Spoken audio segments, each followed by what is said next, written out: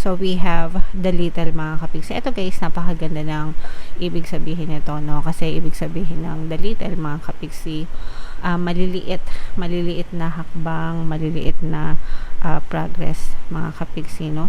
Papunta dun sa mga bagay na gusto nyong gawin. Small but meaningful transformation, guys. Kasi nga, di ba, palagi kong sinasabi sa inyo, yung favorite word ko, guys, or statement, progression, not perfection. Okay?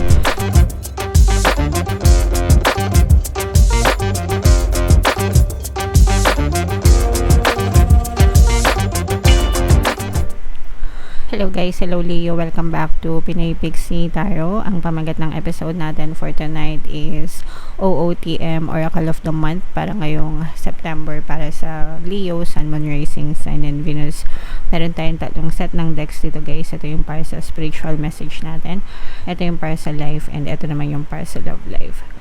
Combination ng positive and negative energy, mga kapiksi. General reading lang.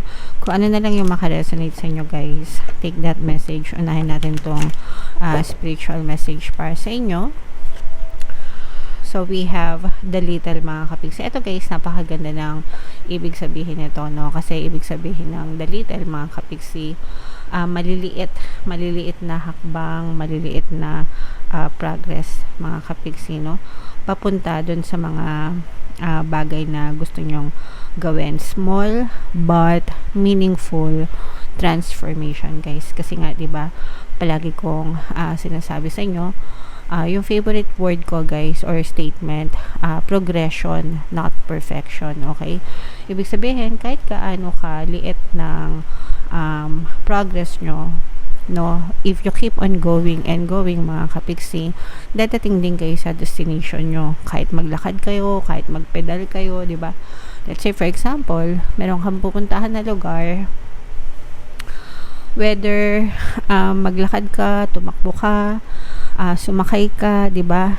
Ang importante is you keep on moving forward, okay? Little or small but meaningful transformation. Guys, your destination is more important than your speed, ika nga, no? Yung pupuntahan mo, mas importante yon kesa dun sa speed mo or sa bilis mo. Mga kapiksi, it doesn't matter kahit anong paraan yung gamitin mo para ma-achieve mo yung goals mo or yung destination mo. Ang importante is you keep moving forward, okay? Keep on moving forward, guys. Pag napapagod, pwedeng magpahinga, pero wag na wag susuko. For every obstacle that makes you anxious and uneasy, you will eventually find a way to calm yourself down and overcome it. Sa bawat mga pagsubok na nagpapaworry sa'yo, na nagpapastress sa'yo, no? Mahanap mo rin yung mga ways or pamamaraan para kumalma ka, no? Kaya nga, sabi ko sa iyo, magpahinga, no? Kasi pag nagpapahinga kayo, kumakalma yung isip nyo, nawawala yung mga stress and worries, and importante yon. Tas mag-recharge kayo, di ba? Pag okay na ulit kayo, pag malakas na ulit kayo, pag motivated na ulit kayo, then doon na, no? Kilos na, galaw na, mga kapiksi, okay? You will be successful for a long time if you do work little by little and keep the pace up. Accumulation is important. Magiging successful ka rin. So, example na lang guys, itong, kayo baka may mga example din kayo sa buhay nyo, no? Pero, example na lang is itong channel natin, diba? Itong sa YouTube channel natin. Nag-start ako 2019, hindi pa uso yung mga tarot readings channels, yung mga Tagalog tarot readings channel dito sa YouTube. Halos wala pa, or kukunti pa lang nung nag-start ako. Pero never tayong tumigil, never tayong nag-give up, even nung dumating yung time na pansamantala na demonetize yung channel natin. We started from scratch, as in binura talaga natin lahat ng videos, no, and nagsimula ulit tayo. Pero we never gave up. Hindi ako nag-give up. Accumulation is important. Small steps. Hindi tayo nagmamadali. Pero now, medyo malayo-layo na, although malayo pa, syempre malayo pa yung pwede nating marating sa channel natin, pero kahit pa paano malayo-layo na rin tayo from where we started. So ganun din kayo guys, no? Ang importante is you show up for yourself every day, okay? Wag mong kalilimutan yan, kapiksi. And then yung next na message naman para sa inyo guys is sa life message. So shuffle natin to guys. Habang sinashuffle natin to, panoorin nyo muna yung video natin regarding sa ating paano mag-manifest ng abundance video course. Kapiksi, sawa ka na ba sa mga struggles at hirap sa buhay mo? Masipag ka ba at masikap sa buhay ngunit hindi ka pa rin umaasenso? Ilang beses ka na bang nag-attempt mag-negosyo at mag-invest pero palagi ka pa rin nalulugi? Sa pagkakataon na ito ay maaaring may subconscious beliefs ka na nagiging balakid sa iyong pag-unlad at pagyaman. Introducing, paano mag-manifest ng abundance video course.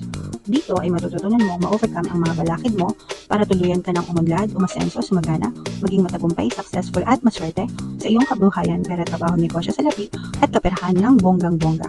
Dali, mag-send na ng email sa pinoypixie@gmail.com at simulan na ang iyong pagyaman ngayon.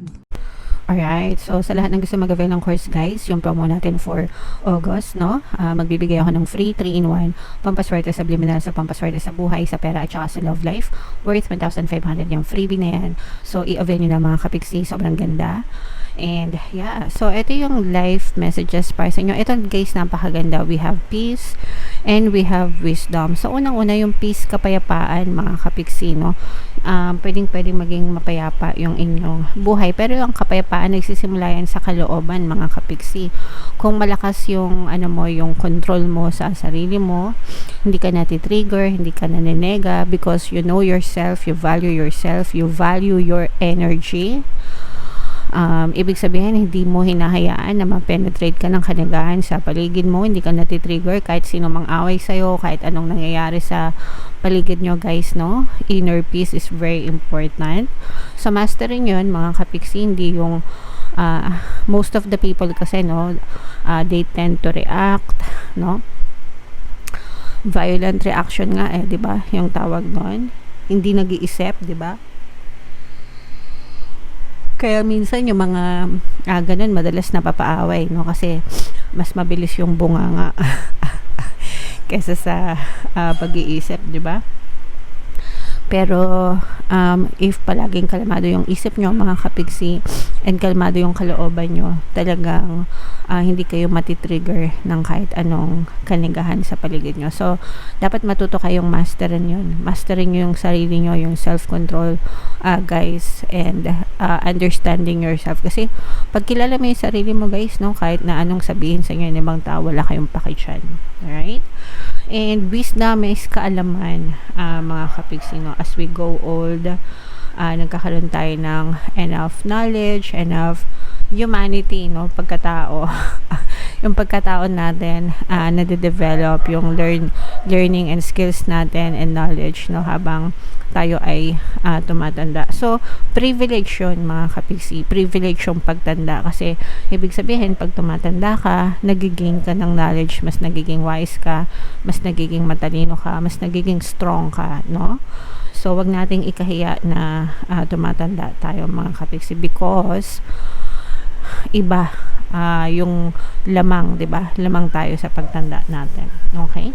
Alright. So comment down below guys if feeling nyo naka-resonate kayo dyan. And then yung last naman is yung sa love life naman mga kapiksi. So habang sinashuffle ko to guys, naka-flash sa screen nyo yung ating paano mawala ang third party at magkaroon ng harmonious na relationship. Bagong course natin yan guys, para mawala yung mga kabit na mga jowa nyo. 30% discount naman yan until August 31. So i-avail nyo na guys, sobrang ganda.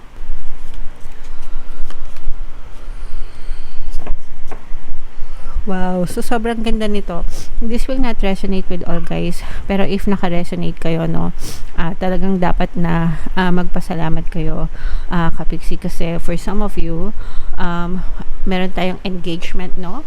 Your love life is soon ascending to a higher level of commitment. Ito guys, very applicable ito kung hindi pa kayo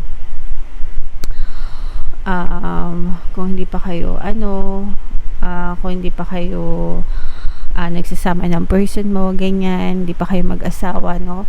Mga BF, GF pa lang, mga kapiksi. So, ibig sabihin nito, nagle-level up ang inyong relationship, no? And mas nagiging committed sa inyo yung inyong partner or specific person. And you should be grateful for this, no? You need to be grateful for the love already present in your life to attract more of it, no? Kailangan talaga, guys, sabi ko nga sa inyo, yung attitude of gratitude, kung ano yung pinagpapasalamat nyo, yun yung palaging ibibigay sa inyo ng universe, okay? So, let's say, for example, sa relationship, ang pinakamagandang palaging sinasabi, thank you po kasi magkasama pa kami, thank you po kasi going strong pa rin yung relationship namin, thank you po kasi kahit may problema kami, nalalampas na namin yun, thank you po kasi mahal na mahal pa rin namin yung isa't isa, thank you po kasi umuwi pa rin siya sa akin, thank you po kasi he or she is still showing up for me, thank you po kasi okay pa rin yung communication namin. So, dapat, guys, bago pa kayo magka-problema ng mga jowa nyo, kung ano yung existing na meron kayo sa relationship, palagi nyong ipagdasal and palagi nyong ipagpasalamat. Okay? Kasi the more na grateful kayo doon, no? Thank you po kasi committed pa rin siya sa akin. Thank you po kasi inaalagaan niya pa rin ako, 'di ba? Magkasama pa rin kami. The more na nagti-thank you kayo sa mga ganong bagay, the more na ipapakita ng universe na okay, harmonious ang relationship na netong dalawang to, lalo pa nating palakasin yung relationship nila, okay? Ganun, guys, wag nyo nang antay na magka-problema kayo. Okay? Kasi dapat ina-appreciate natin yung meron kayo sa relationship nyo.